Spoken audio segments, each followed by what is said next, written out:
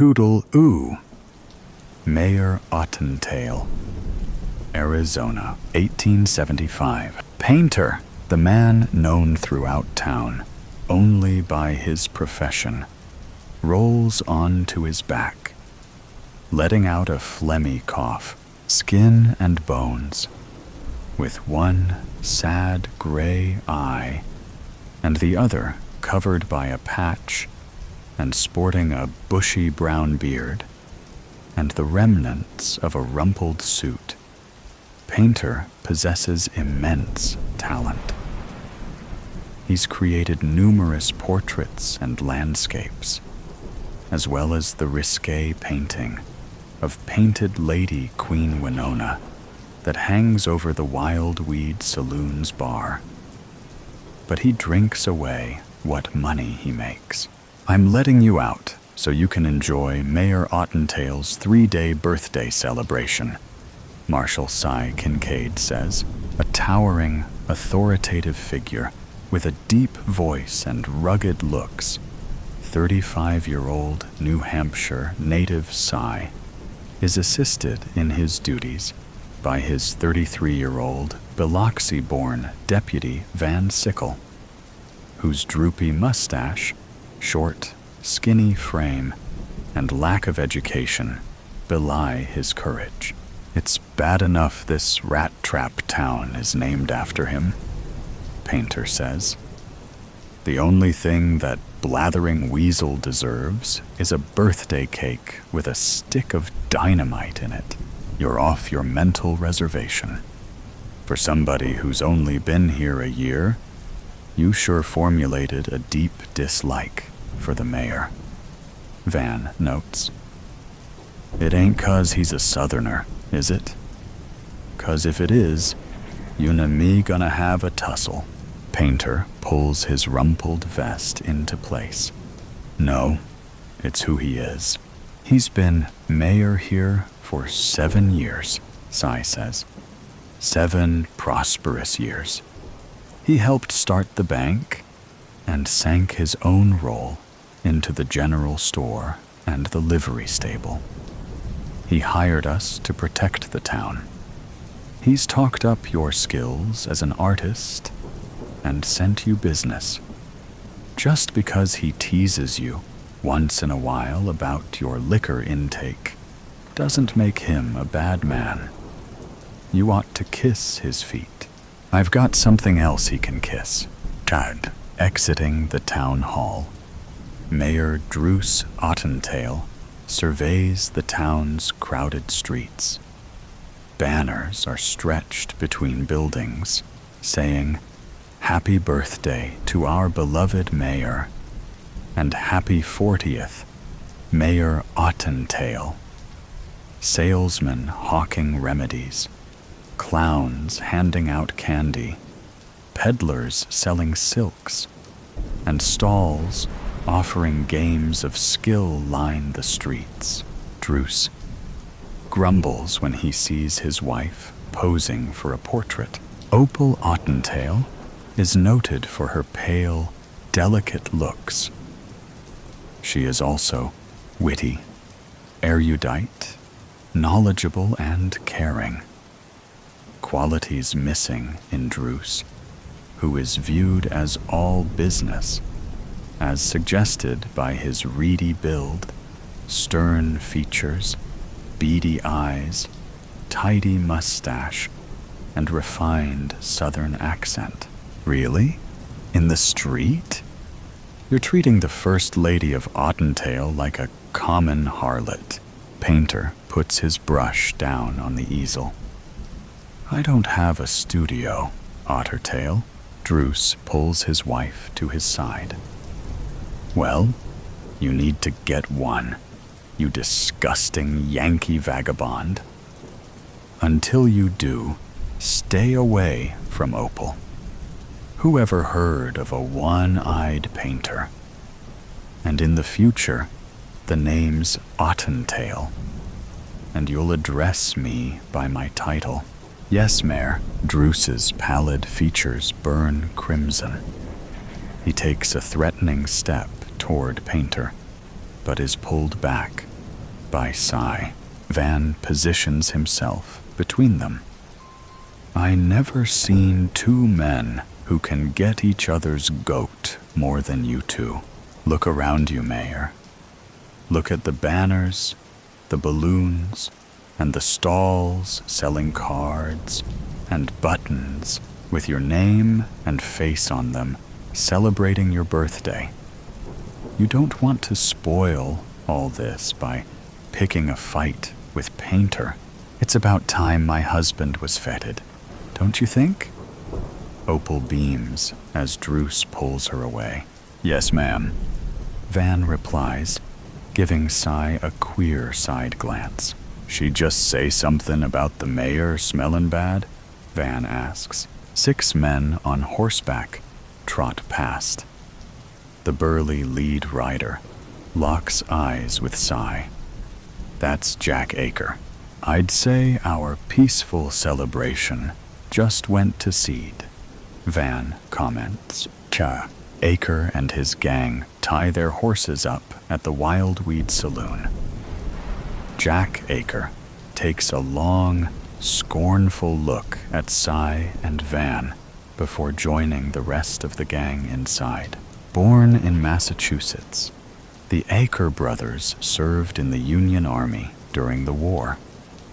Afterward, they were guards for the Northeastern Railway, until they realized that robbing trains was easier and more profitable than guarding them. Wearing a perpetual frown across his sunburnt features, 44-year-old Jack Aker is crafty and murderous. Unlike his brothers, Jack is educated and prefers swindling to shooting. A ladies' man before the war, 37-year-old Lon Aker is sensitive about the angry red scar that runs from his forehead to his chin.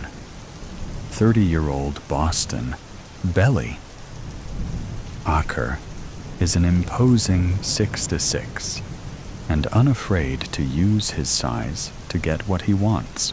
Riding with the Akers are their scruffy 17-year-old cousins, Les and Stanley Tremaine, who have fallen in love with the outlaw life. Them hard cases is here for one thing, skullduggery, Van says. 6 again 2. The odds ain't stacked in our favor. Maybe we can reduce them and nip this situation in the bud. That tall dandy in the black duster and the stovepipe hat, that's Cack Bruder. He's wanted for killing a man in Stiffgate that he claimed dealt from the bottom. Let's send him back there. Drawing his gun, Cy confronts Bruder at the faro table. Party's over. You've got a hanging to attend. Yours. The Tremaine brothers brandish Bowie knives. Van swings the shotgun in their direction. Really, children? Behave, boys, Jack says. Belly. Aker slowly rises. You gotta go through me to get him. Van points the shotgun at Belly. This'll go through you faster'n spoiled milk. Jack pulls his brother back into his chair. Turn your steam down, Boston. You shouldn't treat visitors who've come here to spend their money and join your celebration like this, Marshall. Is that why you're here, Jack? Cy asks. It's not to rob the bank, steal some strumpet's pay, or gun somebody? No, and maybe. Jack replies, smirking. Well, there's going to be one less of you to do it, Cy replies. Come on, Cack. Bruder raises his hands. You gonna help me out, Jack? We know a Jim Dandy lawyer in Stiffgate, Jack replies. Don't worry, Cack, Lon adds. If we can't free you legally, we'll blast you out as soon as we're through here. But don't worry. Any witness to your shootin' who gets a good look at Belly's gonna forget what he saw.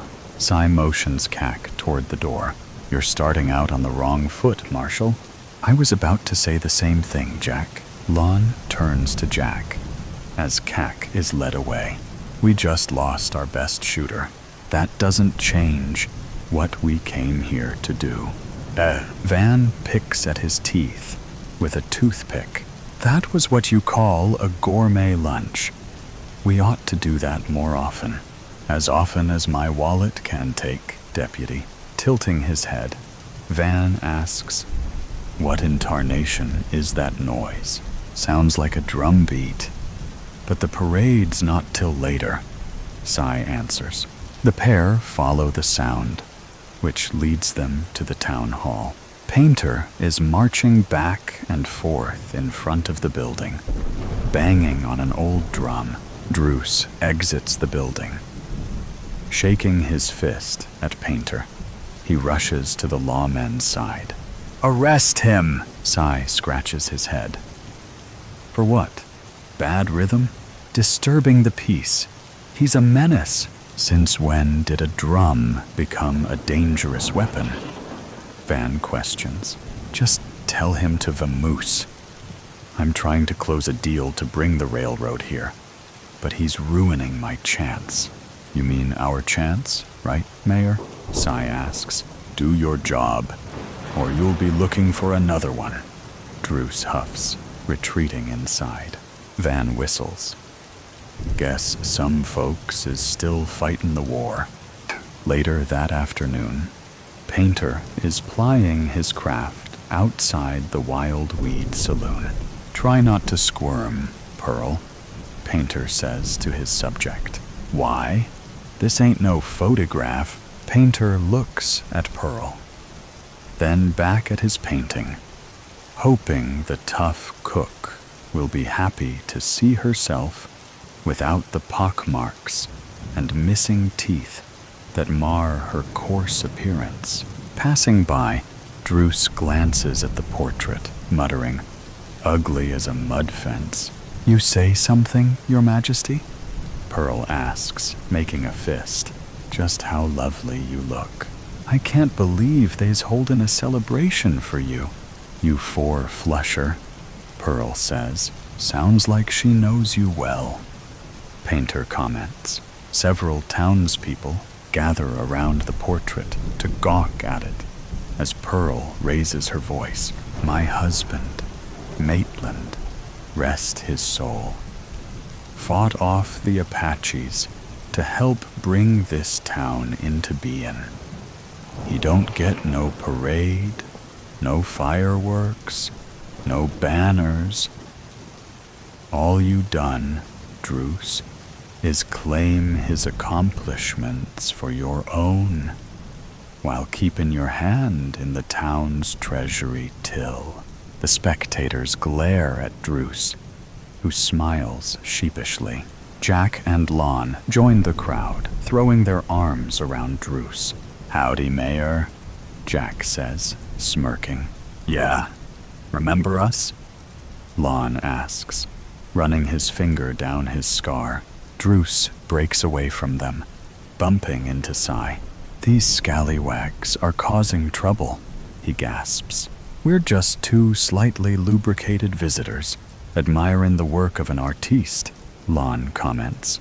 Druce backs further away, his unblinking stare still riveted on the acres. You know those two yahoos? Cy asks. Yes, they know me, and I know what they want to do to me. You have to get them out of town before they kill me. He's been sampling the spiked punch, Lon says.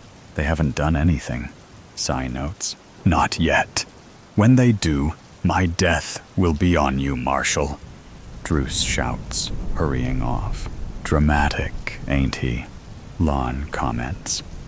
The following morning, Druce bursts through the jail's door, shoving a piece of paper in Cy's face. What's the meaning of this? Cy gives the page a cursory glance, passing it on to Van. Looks like a wanted poster with your name on it. Something you're not telling us, Mayor. Did you read it? Yep. It says you're a war criminal. The drawing is a nice likeness of you, too. I'm not a war criminal. Well, somebody thinks you are. There's a dozen of them posted up and down Main Street. My birthday celebration, my name, my reputation are in question. Cy narrows his gaze. Just what did you do during the war, Mayor? Druce clears his throat. I was behind the lines. He had it easy, while Yoon and me was taking pot shots at each other. Van jokes. It was never easy. The filth, the rats, the lack of supplies. Watching Natchez burn. You was stationed in Natchez?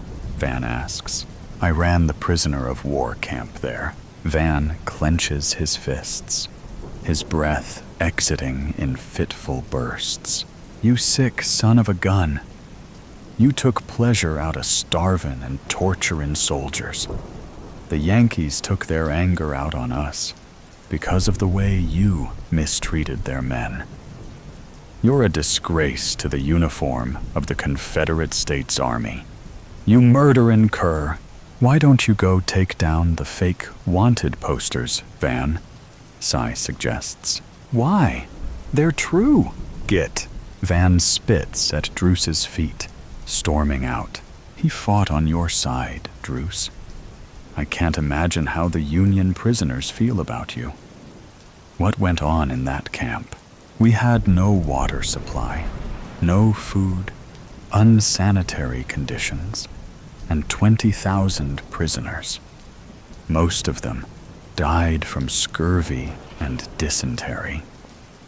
In the summer, we lost 100 a day to the heat. When one man died, another took his rotting rags. The prisoners were always trying to escape, so we had to resort to extreme methods. Anyone who got too close to the fence was shot. The boys, the drummer boys, they weren't going to survive anyway. So, you murdered them? I don't expect you to understand, Cy. It was war. When the armistice was signed, I was tried for war crimes and acquitted. Jack and Lon Aker were two of the prisoners who attended the trial. They swore vengeance, that I'd pay someday, and they are here to collect. Standing at the side of the podium, Cy elbows Van, pointing at the Aker gang. The gang has gathered near the front of the podium, so Druce can see their taunting smiles. Druce pecks Opal on the cheek. Shuffling papers, he begins his speech. The war against the states was hell, he says, looking at Jack and Lon Aker. Each of us lucky to survive left a piece of us behind on some battlefield, some hospital, or some prison, Jack shouts. I still wake up in a cold sweat at nights, yelling the names of the Union soldiers I had to kill. You mean murder? Jack grumbles. He doesn't have nightmares. He gave them to us, Lon adds. An eerie silence permeates as the crowd waits for a stunned Druce to respond. The crowd jumps, then laughs as a succession of firecrackers explode near the stand. Druce cringes behind the podium. Realizing he's unharmed, he slowly rises, grinning nervously. Opal lies on the floor next to him, writhing in pain. Who would want to hurt my wife? Druce asks. Not Opal. You? Cy grimly declares. She was lucky, though.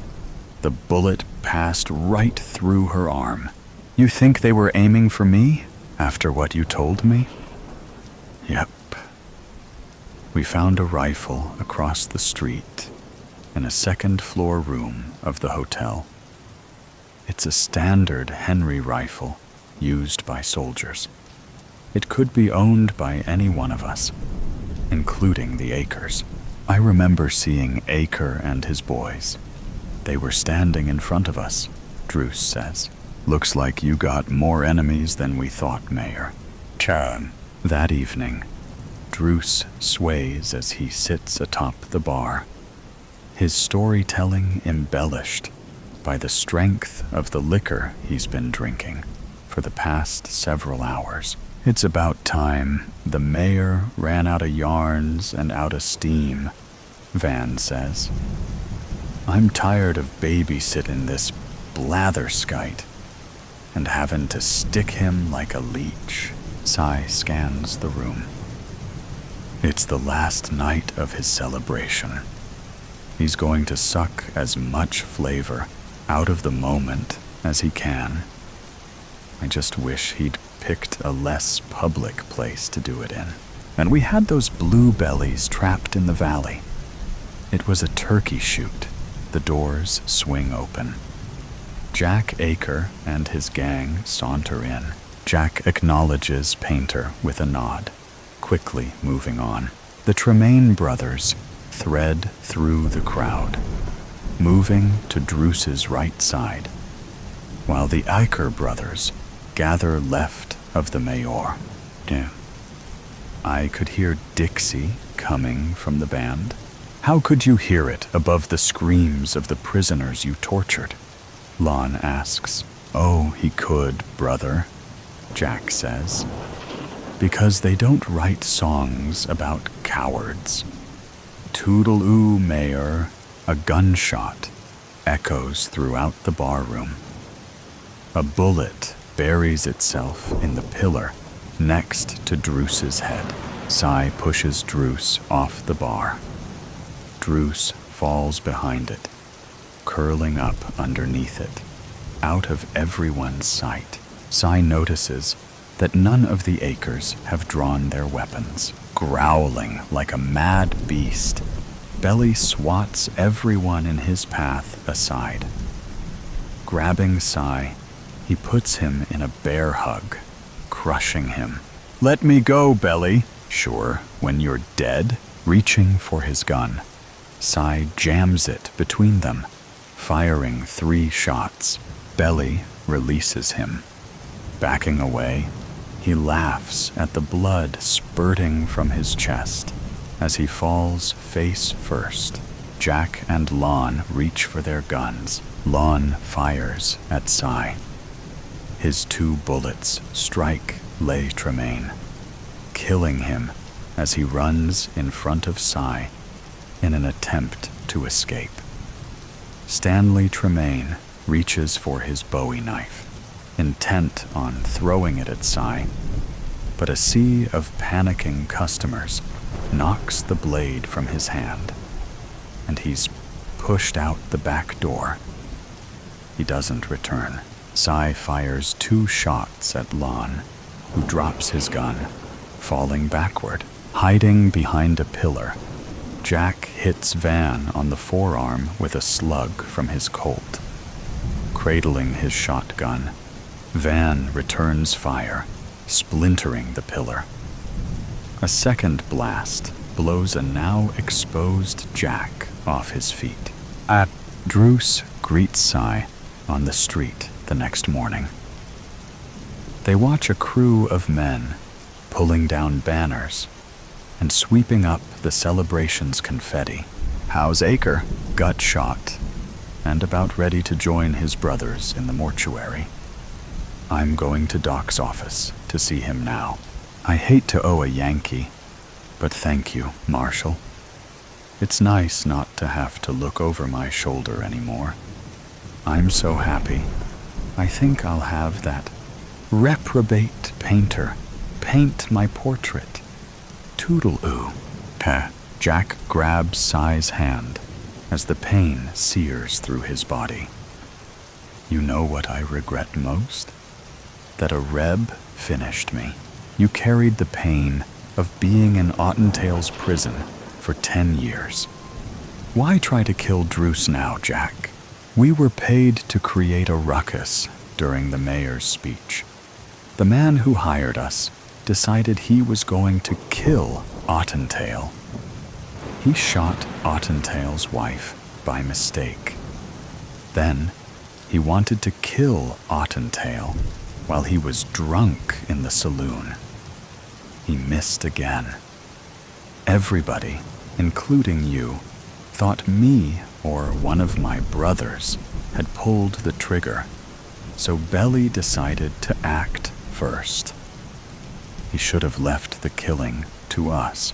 Who hired you? Jack wheezes heavily. A broken man.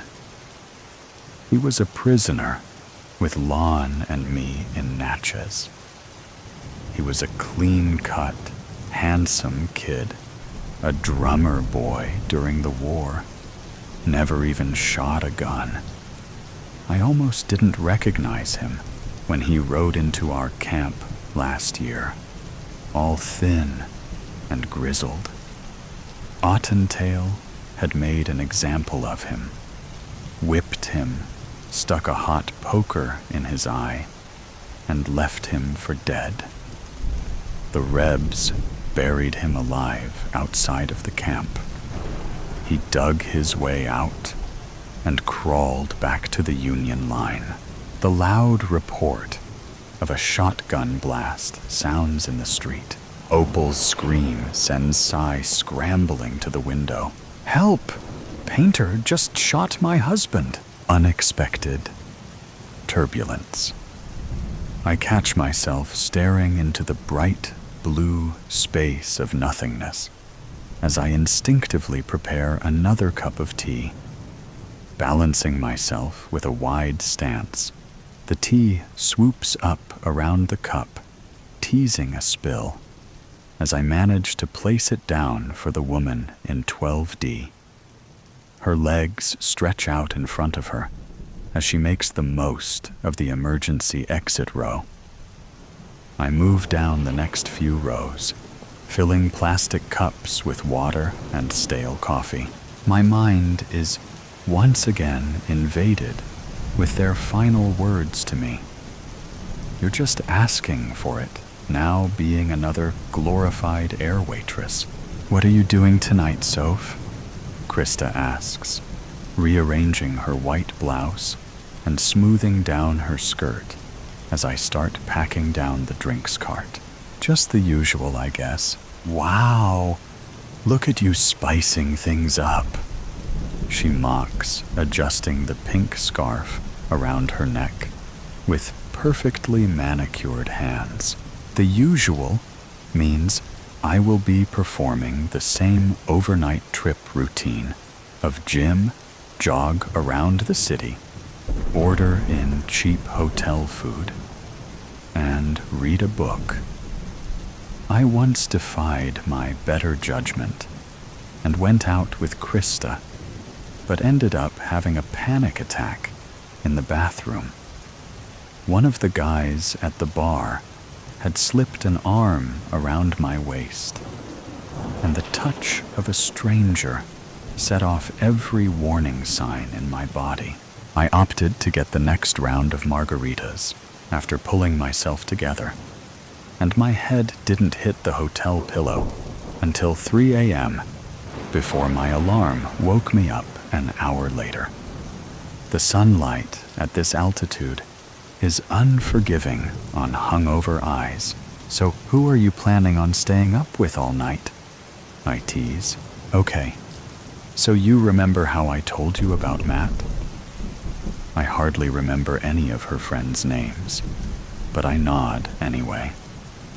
So he's in town and has invited over a couple of his friends from work.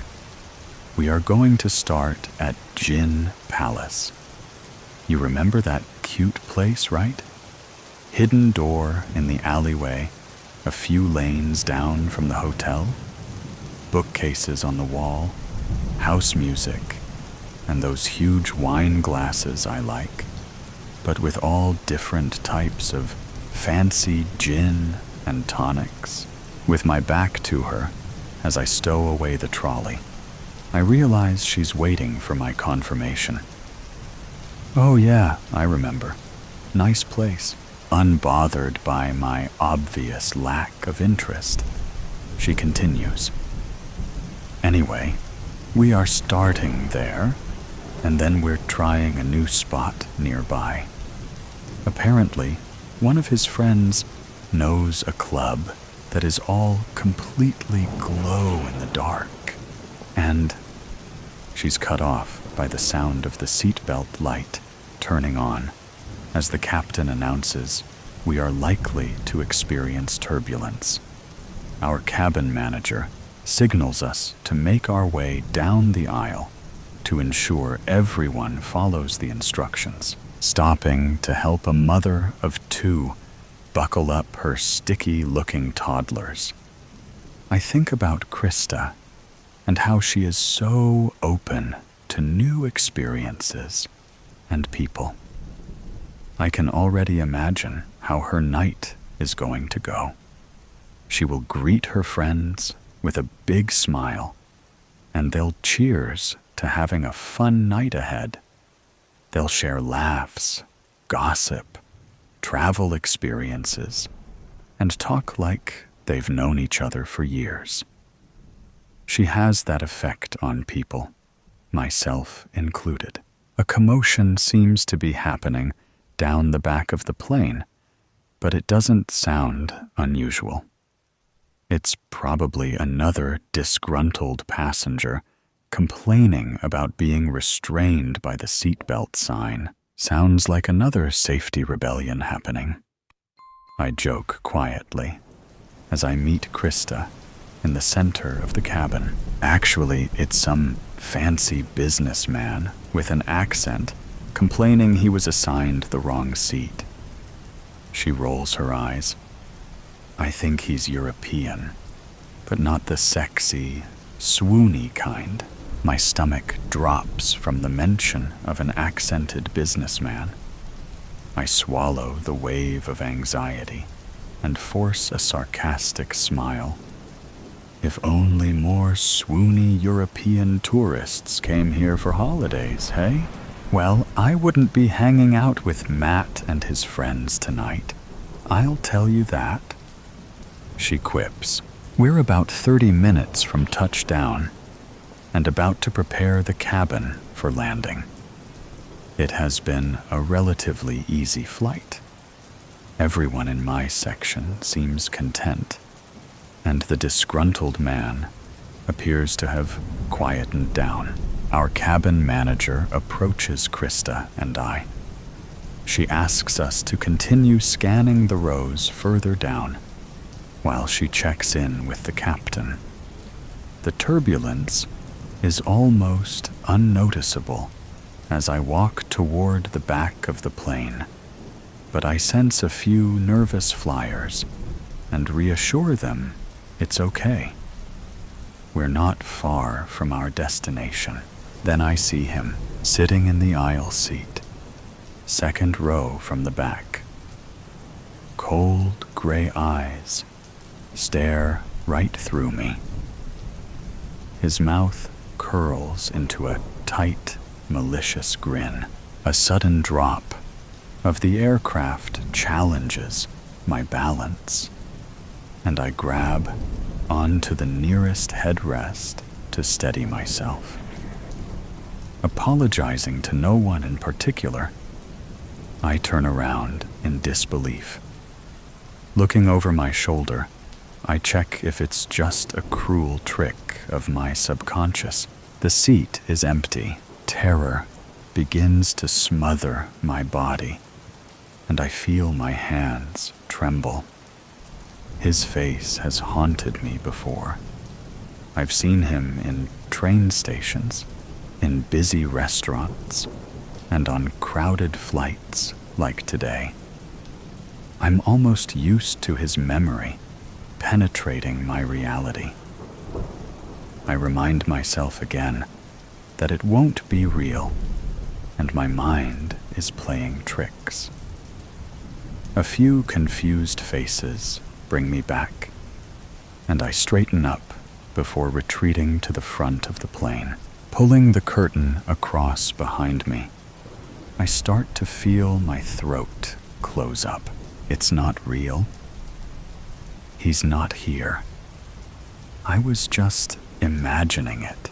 My hand is gripping my chest, as if to stop my heart from bursting out of me. The lavatory door is opened, then locked on the other side of the thin material, separating the passengers, oblivious to my silent distress. Calming my breaths to a steadier rhythm, I squeeze my elbows onto the small bench space in front of me and let my head fall into my hands. I sense I am no longer alone. The uniform suits you. Now I'm hearing things. My insides turn, and I feel vomit fighting its way up. You don't have to be shy. I know it's been a while. His words are thick with Syra, and an accent I haven't heard in over a year. My nose twitches as his cologne inches closer, infiltrating my airways with unbearable familiarity. Definitely real. I've missed you, he says casually, as if we are two old friends. I desperately will for Krista or another attendant to interrupt the reunion, but I remain compromised. He's dangerous. I know this. A plane full of bystanders and a small crew of staff. What is he willing to risk? Before I am able to answer my own thoughts, I feel a cool touch to my lower back, and I stiffen. The hairs on my neck snap out like razor blades, and my blood turns to ice. Why won't you look at me, my dear? As his hand slides further up my back, I'm screaming for help, but no sound is leaving my mouth. I'm launching my knee into his ribs, but my legs are stuck in place. I'm reaching for the intercom, but my hands are locked together on my chest. A jolt knocks us both off our balance, and I'm able to swing out of his touch, only to find us face to face. He's shorter than I remember. Silver flecks scatter the sides of his thinning hair. He's even uglier than I remember. Sir, you can't be back here. Krista drifts past the curtain and pauses in between us. Get back to your seat now, please. Of course, my dear. Pausing to smirk before he exits. Are you okay?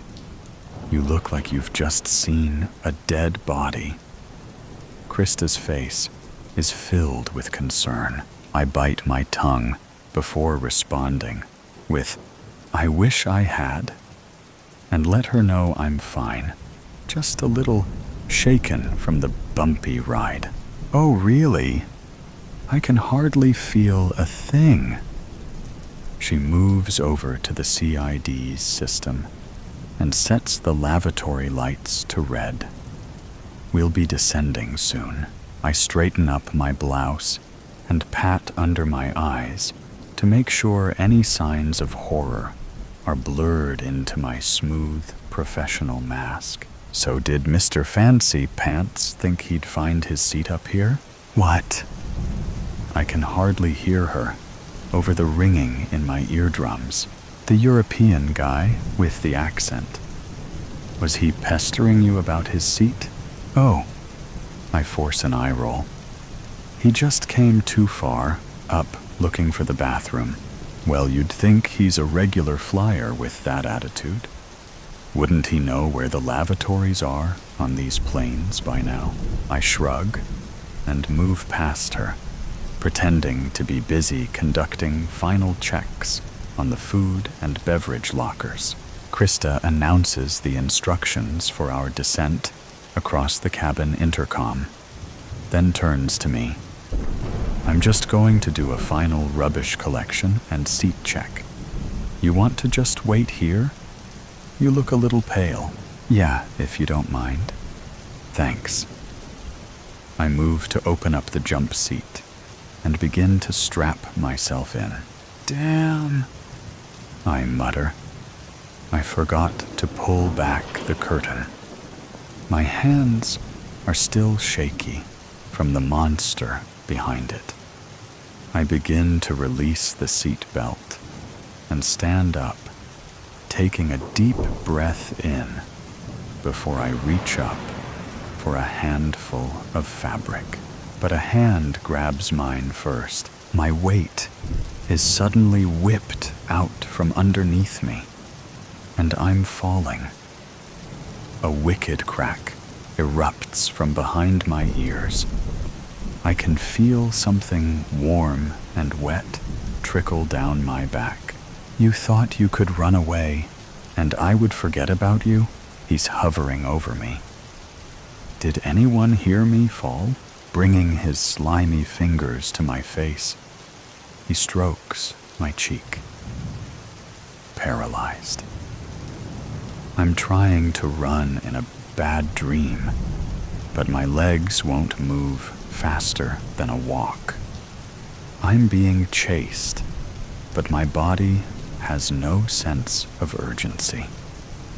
My mind is fighting to control a faulty vessel. His hand on my thigh makes me feel 18. Oh my God! I hear someone shriek. She fell. I was just checking on her. Sophie, are you okay? What happened? Krista bends down next to him, and I struggle to focus on which one of her swirling faces is real. I want to tell her to call for an emergency, but I can't seem to gather the words. She's an old friend. I can keep an eye on her if you get a first aid kit, he says, maintaining his cool composure next to me. Looking directly at him, she says, Sir, you need to leave right now. Before she can say more, he thrusts his hand around her throat, and she is backed against the jump seat I was sitting on just a minute before. Awful screeches escape from her mouth as the veins grow by her temples.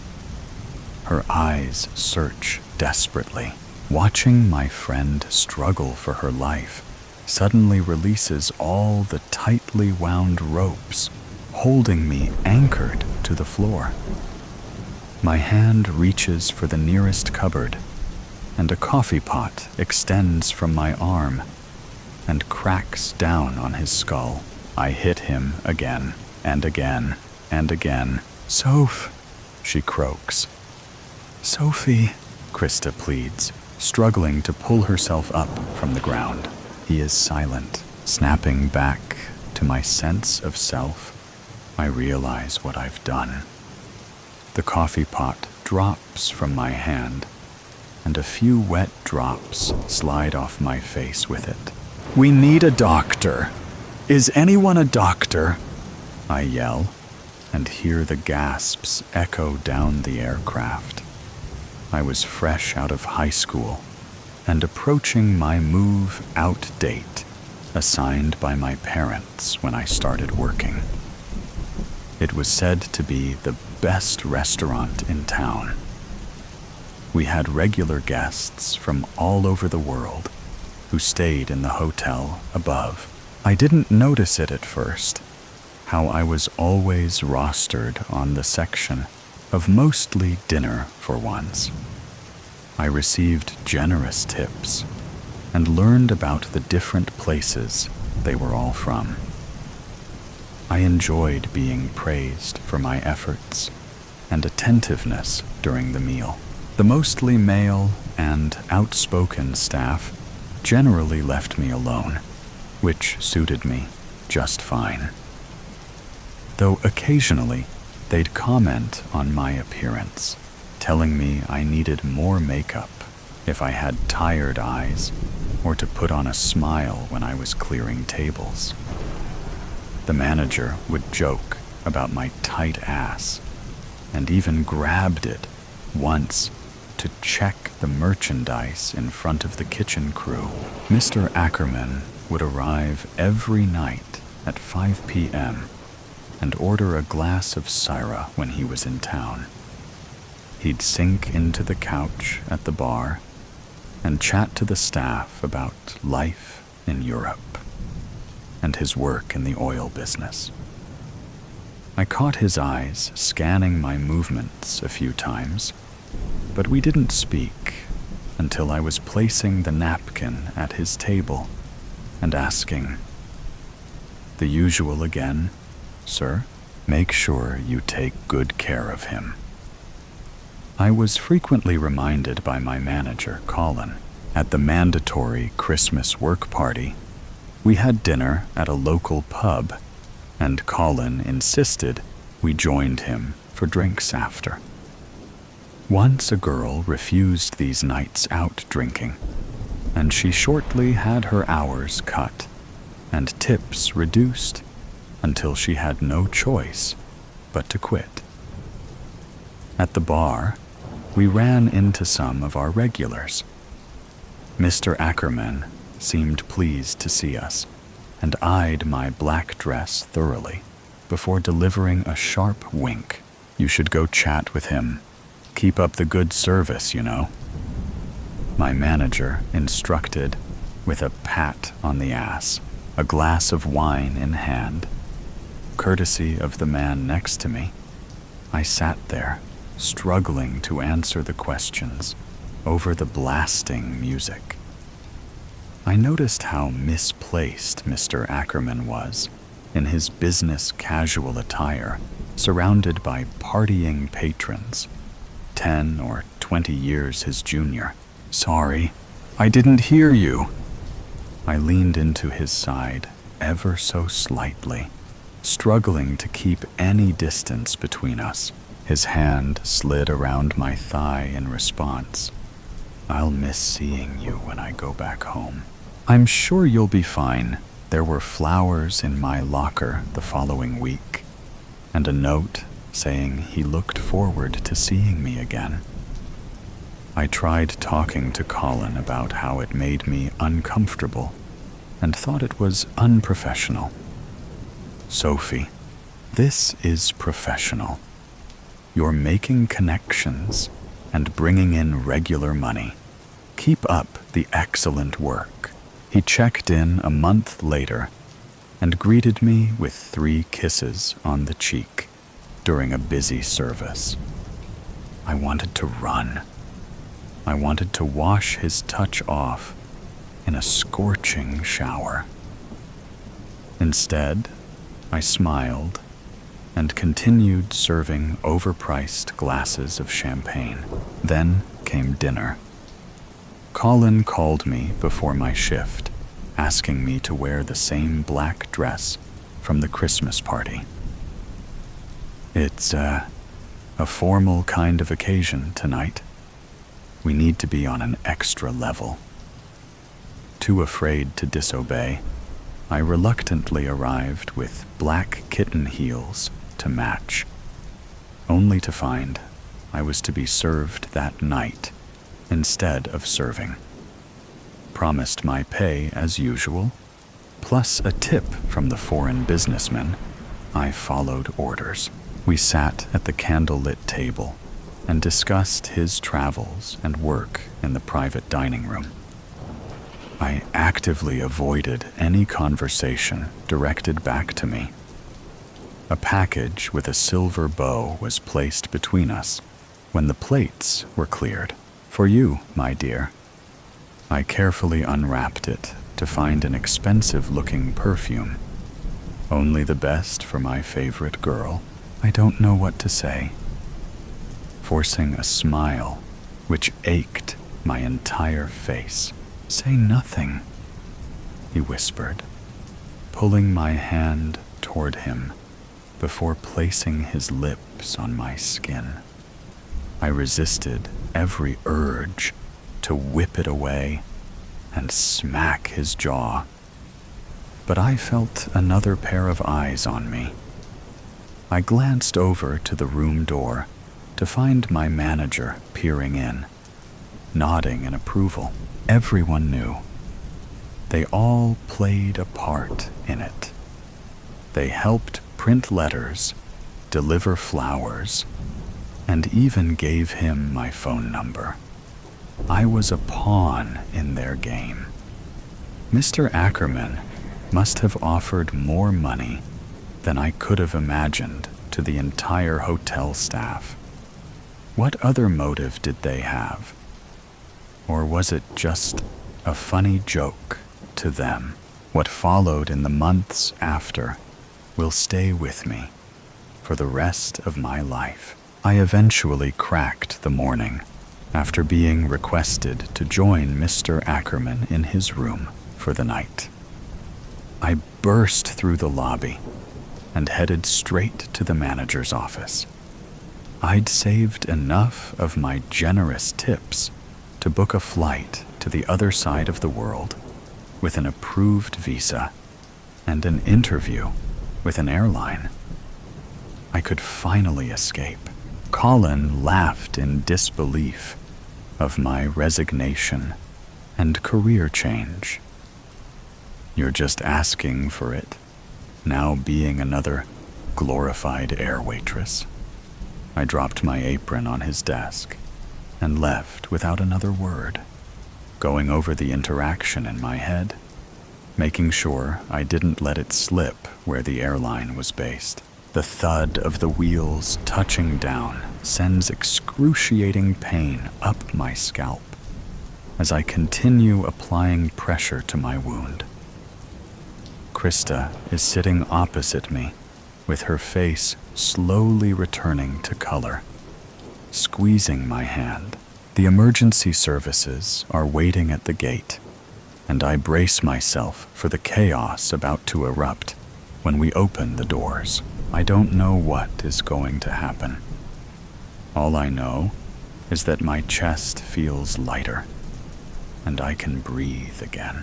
The hunt never ends. You thought that we wouldn't find out, didn't you? The note read. The man had shivered when he had read those ominous words, as perspiration began to drip down from his temple, the salty liquid seeping into his eyes and temporarily blinding him. This is the end, the man had said to himself in an agitated, trembling whisper as he looked down at the sheet of notepaper which had been left on his office desk. He glanced around at the other employees to see if anyone was looking his way, giving him some indication on who had left the message. But all of them were engaged in their own little world of toting up the facts and figures which were constantly coming through on their computer terminals. What had caused this man to turn deathly white and feel so nauseous?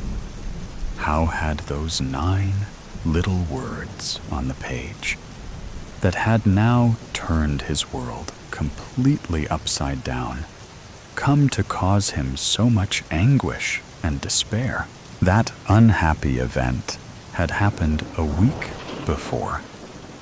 So let us now find out what had caused this man, Henry Miller, to end up in this now distressing location where he now found himself. At this moment, he was looking between the slats of a Venetian blind, observing the street outside, and trying as best as he could to remain unseen from the road in front of the building, where he now cringed, frightened out of his wits. How had it come to this? He thought. Last week, he didn't have a care in the world. All was going well at work. And then came that note, and he found himself involved in something that had instantly changed his life. And now he was on the run, constantly looking over his shoulder.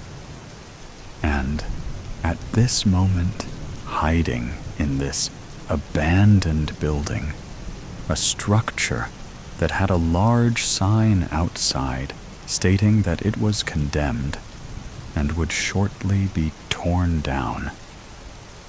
So, how long could he remain here before he had to find another place of sanctuary? The year is 1948. The war is over. After 6 years of bloodshed and butchery by a psychopath and his evil, willing collaborators, during which an estimated 80 to 100 million people had died or been murdered.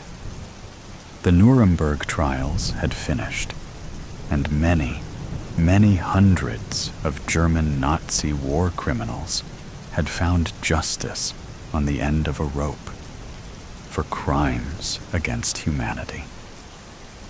Then, there were some who had decided that a cyanide pill was a much quicker way to escape the noose of retribution.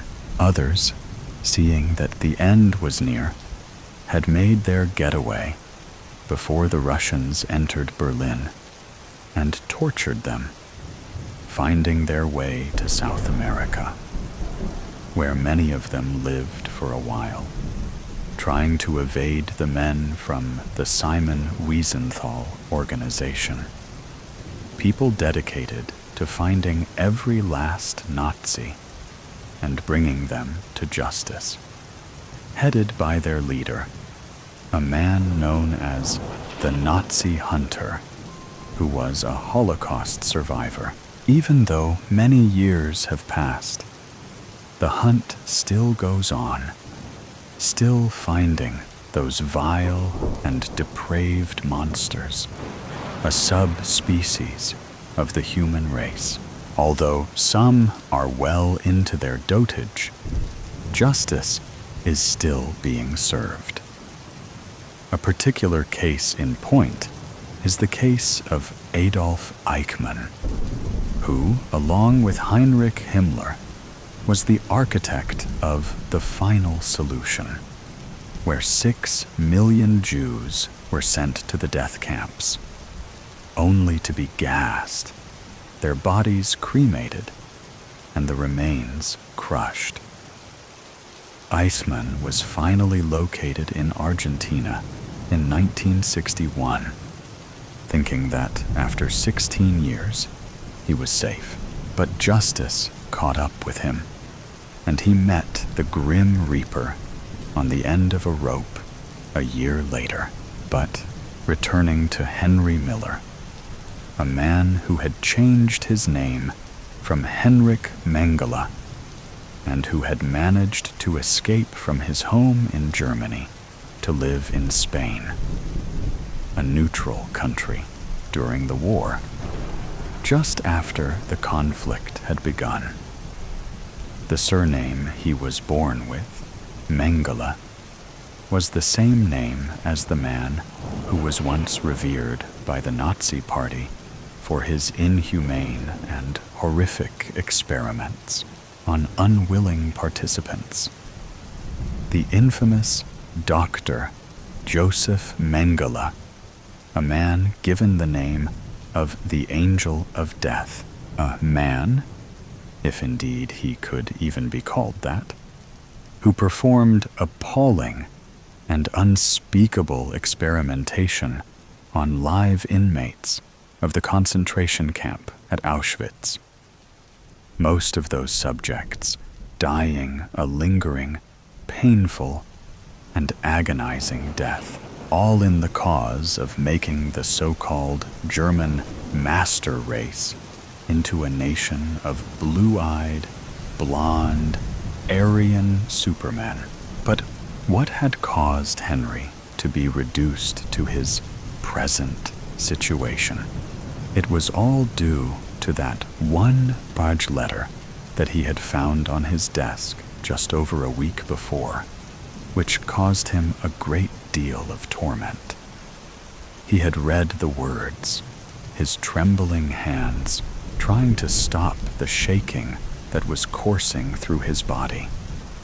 The words that read, "You thought that we wouldn't find out, didn't you?" For many years, he had feared that maybe someone, somewhere, at some time, might find out about his namesake and make his life a living hell, maybe even murder him, with the idea that he was in some way engaged in the work carried out by that misguided and psychotic mass murderer, and had, somehow, missed out on receiving the same fate that had befallen the other members of the Nazi death squads. But he had been so careful, and had never told anyone of his former name, or his possible relationship to the Angel of Death at Auschwitz. So, how could someone have found out where he lived or worked? The only way out that he could think of was to go on the run, getting well away from anyone he had worked with and from where he had lived. He had no plan, just a crazed idea that he must stay out of sight in this empty building before he made his next move. All sorts of wild ideas coursing through his brain. Thoughts that he had never even dreamt about, up until now, came into his mind. It was a few weeks later in the office where Henry had formerly been employed, a place from which he had mysteriously disappeared some time previously, without explanation. One of the other employees who had worked with him had just read an article in the newspaper that had shocked him. It mentioned that his former workmate had been found dead in an abandoned building, having seemingly committed suicide by ingesting a cyanide pill. As tears welled up in his eyes, he murmured words that he found extremely difficult to say. "Henry, what happened? Why did you do it? Just as your friends here were organizing a surprise party for your birthday. You tried so hard to keep it a secret, and you thought that we wouldn't find out, didn't you?" What she left behind. California, 1868. Clara Emerson pressed herself against the train window, her eyes glazed and alert from exhaustion. She stretched out her aching legs, revealing her muddy shoes that poked out from underneath the hem of her dress. She retracted her feet back from visibility, gathering and stroking her straw-like, graying hair as she peered out the window. Clara glanced to see if anyone was watching her. Only a handful of people sat behind her, none of which were looking in her direction. "No, I'm safe." She drew in a deep breath, steadying herself, but unease coiled in her chest and churned in her belly. Turning in her seat, she lowered her gaze to the small diamond band on her finger. Sunlight caught in its facets, scattering tiny prisms across her skin. For just a moment, she marveled at its beauty. Clara looked up and locked eyes with a man several seats ahead. Clean-shaven, with thin-framed spectacles perched on his nose. The man stared at her with a hollow, unreadable expression. Her pulse kicked. How long had he been watching her without her noticing? Her skin went pale and clammy, like a predator spotting easy prey. The man rose from his seat and approached her, not breaking eye contact once. Clara's stiffened in her seat as the man approached. "Go away. May I sit? I have a long journey ahead of me, and I could sure use the company," he said to her. "No." Of course. The man sat down across from her. His eyes remained on her, almost as if they were boring into her very soul. "Didn't anyone tell you it's rude to stare?" she asked him, hoping that illuminating his behavior would cause him to cease. But it did not. "Forgive me, ma'am. It's just, you look so familiar. Do we know each other, perhaps?" "No, I don't recall your face. You must be mistaken." "No, I think we do know each other." Why won't he quit? "Where are you from?" "I'm not going to tell you that. You haven't even told me who you are." "Ah, how foolish of me. My name is Simon Klein." He leaned forward, extending his hand to her. He sat back down and continued to stare at her, expectantly this time. Clara sighed, brushing a strand of hair out of her face. "I'm Elaine. Elaine Whitmore. Elaine. I would have taken you for an Alice or Charlotte or Clara." Clara froze in her seat, her eyes wide and her palms sweaty. "Who is this man?" "No, I'm just Elaine." Mr. Klein gave her a wry smile, shaking his head. "So, where are you headed to?" Clara shrugged. "Anywhere that's far away from here." "Ah, come on. California's the place to be. There's opportunity here." "Not for me. Not anymore." "Shame," he said. "What is?"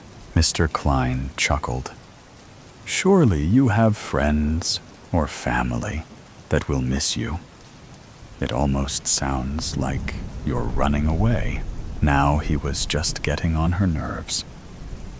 "You're quite brazen, Mr. Klein. My business is none of your concern." Mr. Klein pressed his lips tightly together, as if he were in pain, and forced out a smile. "My apologies, Mrs. Whitmore. I never quite learned how to keep my nose out of others' affairs. I am a curious fellow, curious indeed." Hoping to break the tension, she pulled out a flask from underneath her shawl. "Care for a drink?" A wild glimmer in his eyes appeared. It was as if he wanted to reach out and strangle her. "No, thank you," he said, his demeanor shifting. There was something dangerous underneath this man's calm exterior. Somehow, that made him more terrifying. If he were angry and violent from the start of their encounter, she could predict his next move and accept that she was under attack. But this man unnerved her to her core. There was something almost familiar about him. Gathering her shawl, she stood from her seat, and as steady as she could present herself to be, she faced him. "I think I would prefer to be in my own company for the rest of the journey." Good day to you. Please, there's no need to leave. If you wish to be alone, I can accommodate." Mr. Klein stood, moving back to his original seat. Clara returned to hers, facing away from Mr. Klein this time. But she could still feel his eyes on her. She waited until the train had passed a dilapidated old shack close to the tracks before rising from her seat and creeping her way down toward the caboose. Her heart quickened, as did her pace. "Excuse me, sir," she heard behind her. Sucking in a breath, she chanced a glance behind her, locking eyes with Mr. Klein, who was trailing close behind her. He did not smile this time at her. His eyes were cold and focused on her intently, like before. But there was a rage in those eyes, a bloodlust, in fact. She didn't think twice this time, turning and running down the aisle like a mad woman. She stumbled through the empty train carts, praying an escape plan would present itself to her before he reached her. But there wasn't enough time, and there was nowhere left to run. "I'm trapped." She looked out the back window and considered the tracks. Maybe she could jump. Maybe. She might still have a chance. The door behind Clara creaked open. She spun around to see Mr. Klein reaching into his coat pocket, revealing a silver pistol. She backed away slowly, keeping her eyes trained on Mr. Klein, if that even was his name, and she pressed herself against the back door of the caboose. He pointed the barrel at her. Rage oozed out from beneath the calm, collected persona he performed earlier. His hand trembled, but he remained in control of himself for the moment. Clara trembled, terrified of what he would do to her. "What do you want from me? Why are you following me?" "I saw you," Mr. Klein said. "I saw what you did to my sister that night."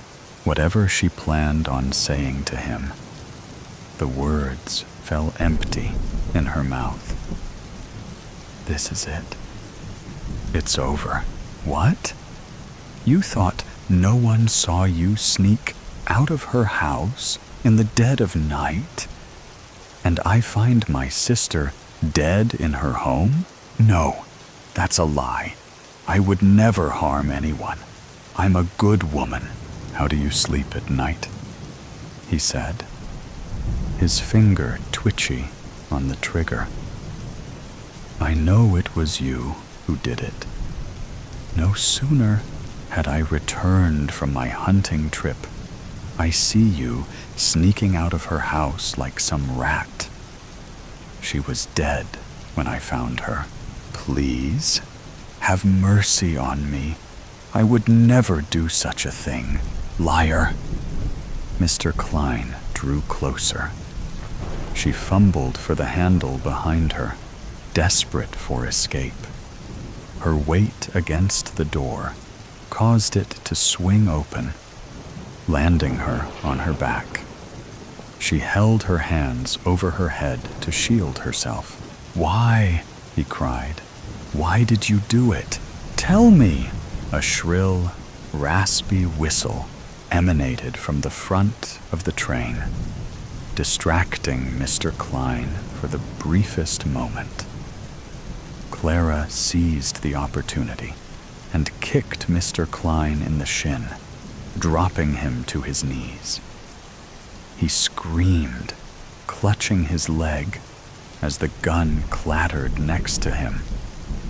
Without a second thought, she scrambled for the pistol and swiped it, aiming the barrel at him. "Get up," she said. Mr. Klein held his hands up, pushing himself up off the floor. "I'm not the one that deserves this. I'm not going to die today." She pressed her finger to the trigger, but it wouldn't budge. The hammer. Mr. Klein grabbed hold of the barrel and yanked it back hard. Too hard. Clara released the pistol, and with it, Mr. Klein, screaming as he staggered backward, tumbling off the train. He hit the tracks hard, rolling like a rag doll, before coming to rest, bloodied and limp, his lifeless eyes fixed toward the sky. The wind violently whipped Clara's hair as Mr. Klein's body disappeared beyond view. She steadied herself against the railing, her thumb absent-mindedly tracing the curve of the diamond, lost in a thought she refused to finish.